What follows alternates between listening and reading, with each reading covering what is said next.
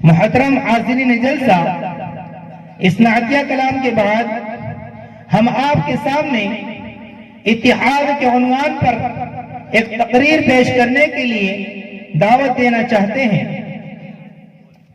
ملت اسلامیہ کے پاسبانوں، اگر آج بھی تم چاہتے ہو کہ ہمیں وہ مقام حاصل ہو جائے جو ابو بکر صدیق اور عمر فاروق رضی اللہ تعالیٰ عنہ کے زمانے میں تھا، اور چاہتے ہو کہ آپسی تفرقہ بازی ختم ہو جائے، تو بس قدم بڑھائیے اور آپسی اختلافات کو پس پشت ڈال کر عہد کیجئے۔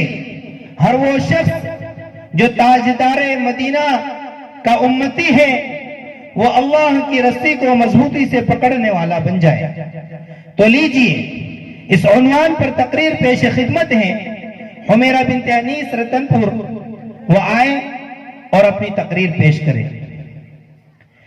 ایک ہو جائیں تو بن سکتے ہیں خورشید و مبیں، ایک ہو جائیں تو بن سکتے ہیں خورشید و مبیں، ورنہ ان بکھرے ہوئے تاروں سے کیا بات بنے۔ الحمدللہ الذی جمع بین القلوب برباط الاسلام، سبحانہ یدعو الی دار السلام۔ اعوذ باللہ من الشیطان الرجیم، بسم اللہ الرحمن الرحیم۔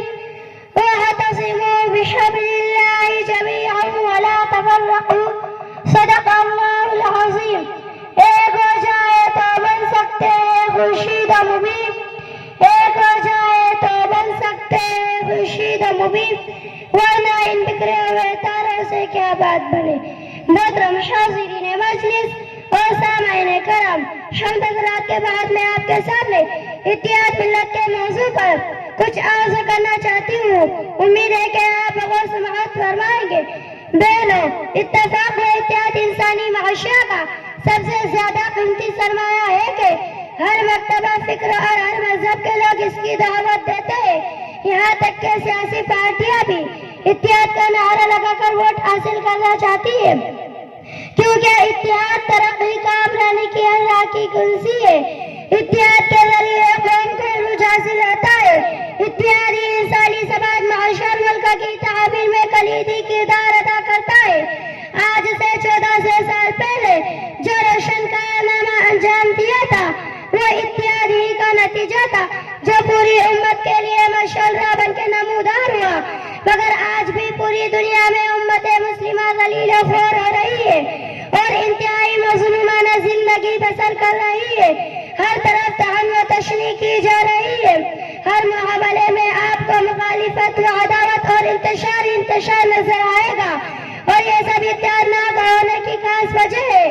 ملت اسلامیہ کے پاسبانوں، اگر آج بھی تم چاہتے ہو کہ ہمیں وہ مقام نصیب ہو جائے جو ابو بکر صدیق رضی اللہ عنہ اور عمر فاروق کے زمانے میں تھا، اور چاہتے ہو کہ آپسی تفرقہ بازی کو پشے پش ڈال کر عہد کیجئے، ہر وہ شخص جو تاجدار مدینے کا امتی ہے وہ اللہ کی رسی کو مضبوطی سے پکڑنے والا بن جائے اور سنتوں کو زندہ کرنے والا بن جائے۔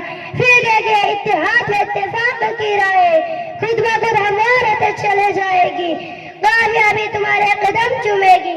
باری تعالیٰ ہمیں قدر دانے کی توفیق آسانی بخشے، آمین۔ اب میں ایک شعر کے ساتھ تقریر ختم کرنا چاہتی ہوں۔ آخر میرے چمن کا انجام کیوں ہوا، پھولوں کا قتل عام سر عام کیوں ہوا، میری صفوں میں کوئی منافق ضرور تھا، ورنہ میں ہر مقام پر ناکام کیوں ہوا۔